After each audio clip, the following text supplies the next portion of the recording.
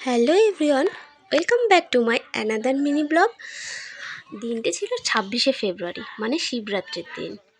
দেখতেই পাচ্ছ আমাদের বাড়ির আশেপাশের বউ আর মেয়েরা মিলে সবাই যাচ্ছি নদীতে জল ভরাতে। জানো তো, ভিডিওটা ভয়েস ওভারের জন্য এতদিন ভিডিওটা শেয়ার করা হয়নি তোমাদের সাথে। দেখতেই পাচ্ছ, দেখতে দেখতে চলে আসলাম নদীতে, এবং আরও অনেকজন যারা গেছিলো বাজার করতে তারা এখনই আসলো।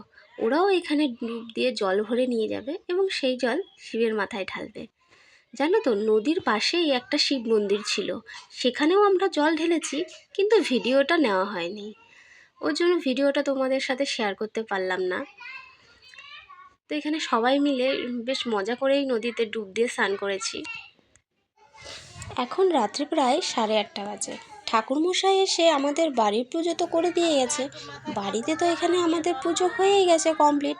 এখন এগুলো সব সেরে চলে যাব বাড়ির পাশে যেখানে পুজো হচ্ছে।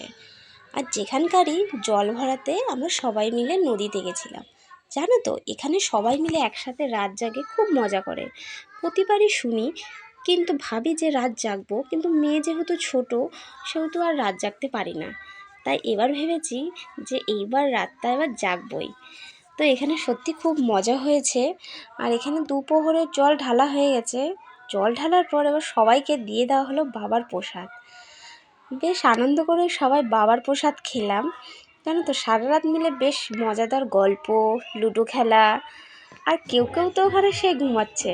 এই যে দেখো, এখানে একজন, আর এই দুই বোনের তো খুনসুটি। বেশ ভালোই মজা লেগেছে।